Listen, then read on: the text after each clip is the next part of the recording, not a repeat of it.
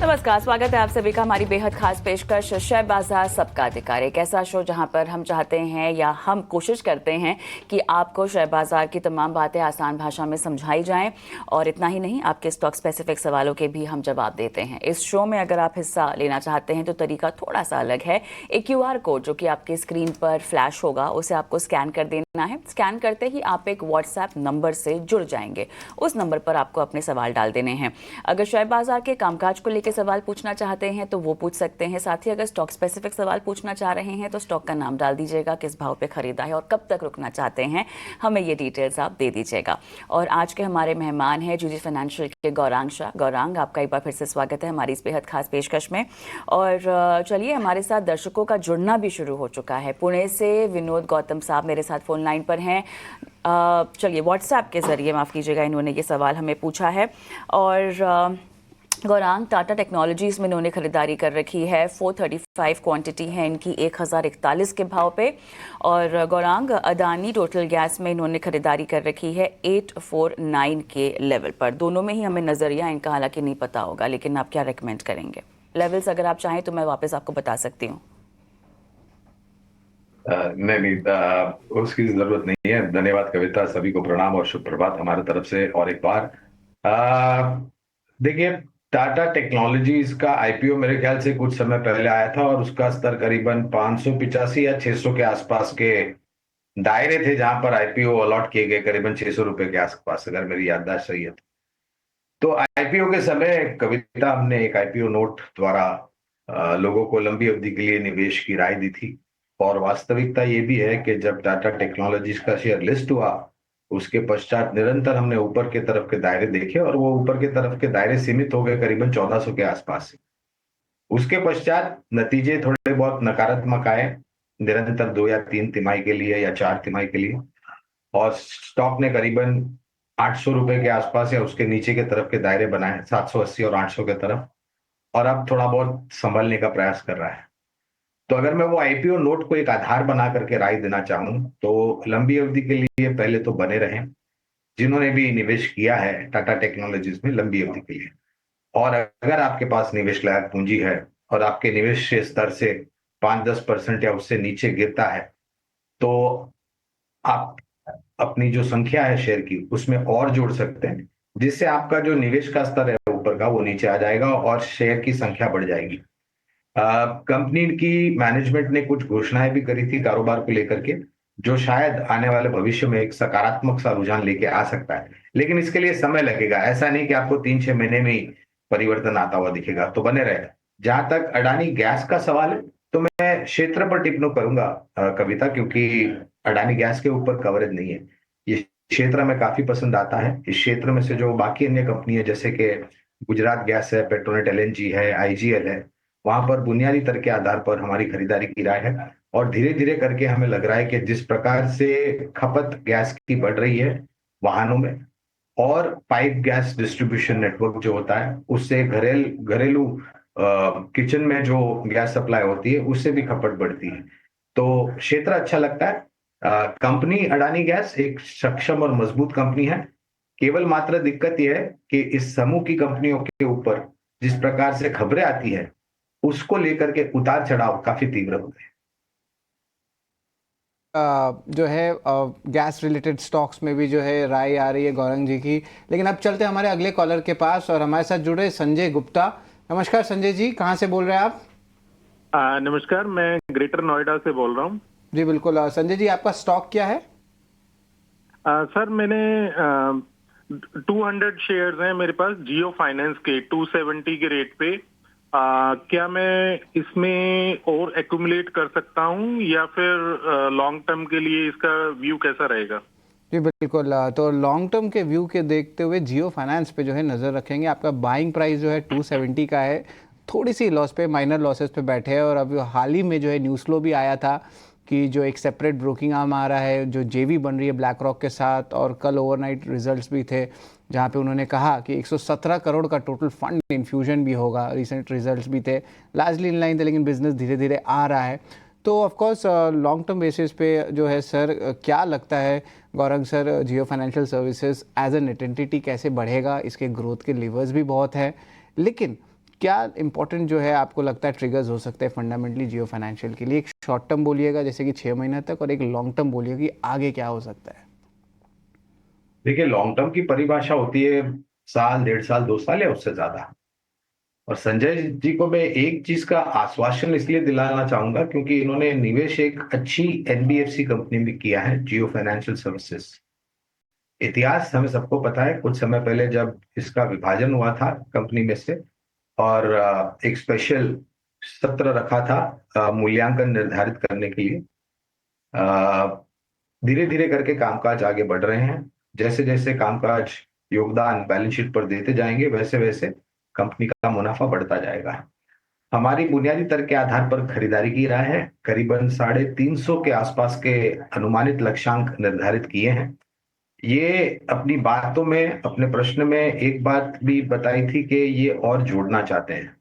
तो संजय जी, आपको जोड़ना जब चाहिए जब स्टॉक में कम से कम 5-10% या उससे ज्यादा गिरावट आपके पहले के खरीद के भाव से नहीं आती। यानी कि अगर आपने 270 में निवेश किया, तो जब तक आपको 5-10% की गिरावट नहीं मिलती है तो उतावलापन नहीं करना चाहिए। कंपनी सक्षम और मजबूत है, इसमें कोई दो राय नहीं है। क्या ये आने वाले समय में ऊपर जाने का प्रयास कर सकती है नतीजों के आधार पर? हमें बिल्कुल ऐसा लगता है। अनुमानित जैसे हमने बताया लक्ष्यांक 350 हो गए, तो 250 के नीचे आता है, करीबन 225 के आसपास, 225 और 250 के आसपास आता है, तब जाकर के आप निवेश करते हैं तो ज्यादा अनिवार्य होगा। ऑलराइट, चलिए हम आगे बढ़ते हैं और इस बीच एक अहम खबर की ओर हम रुख करते हैं। बजट में पावर इलेक्ट्रॉनिक्स के लिए इंसेंटिव्स के ऐलान हो सकते हैं और इसके लिए एमएसएमईज के लिए इंटरेस्ट इक्वलाइजेशन स्कीम भी फिर से लॉन्च की जा सकती है। आइए इस खबर को और बेहतर समझते हैं। हमारे सहयोगी प्रकाश प्रियदर्शी हमारे साथ जुड़ गए हैं तमाम डिटेल्स को लेकर। प्रकाश, बजट एक्सक्लूसिव खबर को लेकर क्या डिटेल्स हैं आपके पास? देखिए, आगामी बजट में एमएसएमई सेक्टर से संबंधित कुछ अहम ऐलान किए जा सकते हैं। सूत्र हमें बता रहे हैं कि सरकार पावर इलेक्ट्रॉनिक्स की मैन्युफैक्चरिंग के लिए फाइनेंशियल सपोर्ट की घोषणा कर सकती है। सूत्र हमें बता रहे हैं कि इससे संबंधित कुछ प्रस्ताव जो है वित्त मंत्रालय को भेजे गए हैं, जिसमें इस बात की मांग की गई है कि पावर इलेक्ट्रॉनिक्स की मैन्युफैक्चरिंग के लिए पीएलआई की तर्ज पर फाइनेंशियल सपोर्ट दी जाए। अभी इसके लिए इंपोर्ट के ऊपर निर्भरता है और ओवरऑल अगर आप मैन्युफैक्चरिंग कॉस्ट देखें और उसमें पावर इलेक्ट्रॉनिक्स की जो हिस्सेदारी है करीब करीब 20 से 22% है। इस बात को ध्यान में रखते हुए इस बात की सिफारिश की गई है कि मौजूदा पीएलआई स्कीम के तर्ज पर पावर इलेक्ट्रॉनिक्स की मैन्युफैक्चरिंग के लिए भी फाइनेंशियल सपोर्ट दिया जाए। अब सरकार या तो नई स्कीम की घोषणा कर सकती है या मौजूदा पीएलआई स्कीम के तहत ही पावर इलेक्ट्रॉनिक्स को भी ऐड किया जा सकता है। साथ ही साथ 5 साल के लिए फाइनेंशियल इंसेंटिव्स देने की घोषणा की जा सकती है ताकि आने वाले दिनों में इंपोर्ट डिपेंडेंसी कम की जा सके। काफ़ी इंपॉर्टेंट डेवलपमेंट है।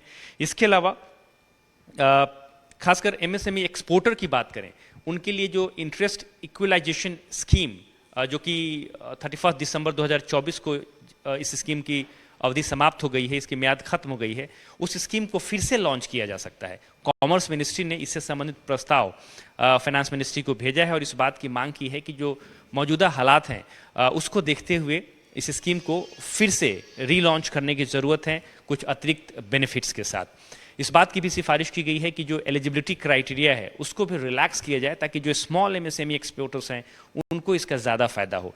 इस स्कीम के तहत जो फाइनेंशियल सपोर्ट है वो 50 लाख रुपए तक फिक्स किया गया था और ये काफ़ी इंपॉर्टेंट है इस बात को ध्यान में रखते हुए कि जो मौजूदा वैश्विक चुनौतियां हैं उसमें एक्सपोर्टर्स को कैसे मदद की जाए, खासकर एमएसएमई एक्सपोर्टर्स की। इस बात को ध्यान में रखते हुए इस स्कीम को ये स्कीम काफ़ी इंपॉर्टेंट साबित हो सकता है और सरकार इसको विचार कर रही है और इसको रीलॉन्च किया जा सकता है कुछ एडिशनल बेनिफिट्स के साथ। चलिए प्रकाश, धन्यवाद आपका तमाम जानकारियां देने के लिए। और गौरांग, क्विकली आपसे भी एक टेक लेना चाहेंगे हमारी ये बजट एक्सक्लूसिव खबर पर। तो इंटरेस्ट इक्वलाइजेशन स्कीम को रीलॉन्च करने की योजना यहाँ पर हो सकता है, इसका ऐलान किया जा सकता है और पीएलआई स्कीम की ही तरह 5 साल के लिए इंसेंटिव का ऐलान यहाँ पर संभव है। कैसे देखते हैं आप इसको? कितना अहम डेवलपमेंट अगर वाकई हो जाता है तो? देखिए, अगर वास्तविकता में कविता ये बजट में घोषणा होती है और आवंटन किया जाता है और नीतियां बनाई जाती हैं, तो ये भले फिर किसी एक क्षेत्र के लिए हो और आने वाला, जैसे हमें पता है पीएलआई स्कीम, जहां तक मेरी जानकारी है, अगर मैं गलत हूं तो आप मुझे सही कर सकते हैं, फिलहाल जो पीएलआई स्कीम है वहां पर करीबन 13 क्षेत्र के आसपास लाभ मिलता है इनको। और जो मैंने कार्यक्रम की शुरुआत में बताया कविता, कि पिछले 2 दिनों में जिस प्रकार से टिप्पणियां राष्ट्रपति ट्रंप कर रहे हैं, अब सरकार के लिए, वित्त मंत्रालय के लिए और वित्त मंत्री के लिए जरूरी होगा कि आप किस प्रकार के बड़े बड़े कदम उठाते हैं अर्थव्यवस्था को स्थिर और आगे बढ़ाने के लिए।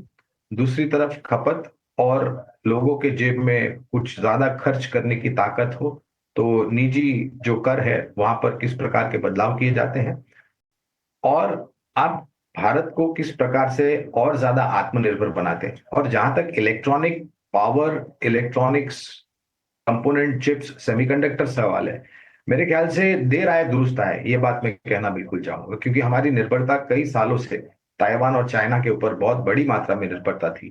और अब जिस प्रकार से नीतियां हो रही है, मेरे ख्याल से बहुत बड़ा परिवर्तन हम उम्मीद कर सकते हैं, केवल बजट में ही नहीं कविता, क्योंकि बजट सिर्फ एक मात्र प्लेटफॉर्म नहीं है जहां पर वित्त मंत्री जी और सरकार घोषणाएं करे। बजट के अलावा कई सारी घोषणाएं सरकार ने करी हैं, तो ये निरंतर प्रयास होगा आने वाले कई महीनों और सालों तक, जहां से आपकी, हमारे देश की अर्थव्यवस्था, खपत और लोगों की जीवन स्तर जो है उसका सुधारने का प्रयास करेंगे। और खास करके ऊर्जा क्षेत्र में कविता एक चीज कहना चाहूंगा, 77 साल से ज्यादा हो गए आजादी मिले, आज की तारीख में हम फिर भी ऊर्जा की जहां तक प्रश्न आता है तो किल्लत है। We are a power deficit country. यहाँ पर अगर आप ऊर्जा उत्पादन क्षमता बढ़ाते हैं तो आपको ऊर्जा वितरीकरण करने के लिए जो कंपोनेंट्स या फिर सेमीकंडक्टर्स की जरूरत पड़ती है या फिर ट्रांसफॉर्मर्स की जरूरत पड़ती है, उस क्षेत्र को भी आपको थोड़ी बहुत सहायता करनी चाहिए ताकि ये भी योगदान दे सके आगे जाके। चलिए, काफ़ी विस्तार से और आसान भाषा में आपने बताया और समझाया। एक काम करते कॉलर के पास, और हमारे साथ जुड़ रहे हैं नवीन कुमार जो राजस्थान से है। नमस्कार नवीन जी। नमस्कार सर। सर, आपका स्टॉक है कॉनकॉर और आपने 54 क्वांटिटी लिया 950 रुपीज में, और आप जरा बोलेंगे कि ये लॉन्ग टर्म बेसिस पे रखना चाहते हैं कि शॉर्ट टर्म कॉल चाहिए? लिया था सर, तो मुझे क्या करना रहेगा इसमें? अच्छा, तो लॉन्ग टर्म बेसिस पे है, लेकिन करंट लेवल्स पे जो आपने बाई किए हैं वो 950 पे है। और ऑफकोर्स यहाँ पे देखें तो आप कह सकते हैं प्राइस में जो है सिग्निफिकेंट करेक्शन आया है, अराउंड 15-20% का है। 740 के बीच लेवल्स पे जो है स्टॉक ट्रेड कर रहे हैं। पर ऑफकोर्स कॉनकॉर पे जो है, गौरांग आपके क्या व्यूज़ रहेंगे? स्पेशली जो है बहुत सारे जो शिपिंग और जो लॉजिस्टिक सेगमेंट है, यहाँ पे चेंजेस आ सकते हैं बजट में, उसके कारण भी कुछ एक रैली आ सकती है, या आपको लगता है लॉन्ग टर्म बेसिस पे कॉनकॉर का क्या लेवल्स रहेगा? इनके बाइंग प्राइस 950 रही है और अभी जो है 745 पे भी लॉस पे चल रहे हैं। तो गौरांग, क्या लगता है आपको कॉनकॉर का आगे जाते हुए क्या होगा? देखिए, सरकारी कंपनी है और कई बार इस सरकारी कंपनी को लेकर के विनिवेश की भी बातें हमने सरकार के तरफ से सुनी थी, लेकिन जमीनी स्तर पर कुछ हुआ नहीं। और उन बातों को सुन करके बाजार में हमने काफी कुछ उत्साह आते हुए देखा था और करीबन 1000 के पार भी ये गया था। हमारी कवरेज पहले हुआ करती थी कंटेनर कॉर्पोरेशन पे, लेकिन फिलहाल मेरे ख्याल से हमारी कवरेज नहीं है, इसलिए विशेष रूप में टिप्पणी नहीं कर पाऊंगा। लेकिन एक चीज मैं बिल्कुल कहना चाहूंगा कि सरकारी कंपनियों को लेकर के बजट में इस बारी जो घोषणाएं होगी वो पहले की बजट की तुलना में सकारात्मक होने का अनुमान हमारा है। और विनिवेश को लेकर के भी मेरे ख्याल से थोड़ी बहुत तीव्र गति अब आने वाले समय में देख सकते हैं। तो अगर सरकारी कंपनियों में आपका निवेश है और अगर आपकी विचारधारा है कि विनिवेश को लेकर के सरकार कुछ कदम उठाएगी, तो शायद इस बारी बजट में आपको उस प्रकार की प्रतिक्रिया आते हुए दिखेगी, नीतियां बनते हुए दिखेगी। और सरकारी कंपनियों में भी अगर आप देखने जाएं तो पहले वर्षों की तुलना में जो मैनेजमेंट का कामकाज होता था वहां पर और भी मजबूती आई है और दखल अंदाजी काफी हद तक कम हुई है। कामकाज को लेकर के ये सबसे बड़ी रेलवे लॉजिस्टिक से जुड़ी हुई कंपनी है। लैंड एसेट्स इनके पास बैलेंस शीट पर काफी सारे हैं जो शायद मोनेटाइज किए जा सकते हैं आने वाले समय में, जिसके कारण इनकी वित्तीय परिस्थिति सुधर सकती है। विशेष रूप में टिप्पणी नहीं करूंगा क्योंकि मुझे ध्यान नहीं आ रहा है कि फिलहाल कवरेज है कि नहीं, पहले हुआ करती थी हमारी कवरेज। चलिए गौरांग, इसी के साथ शो को समाप्त करने का समय भी हो गया है। बहुत बहुत धन्यवाद आपका, आपने समय निकाला, तमाम सवालों के जवाब आज दिए हमारे दर्शकों को, धन्यवाद। और इसी के साथ मुझे और शरद को भी इजाज़त दे और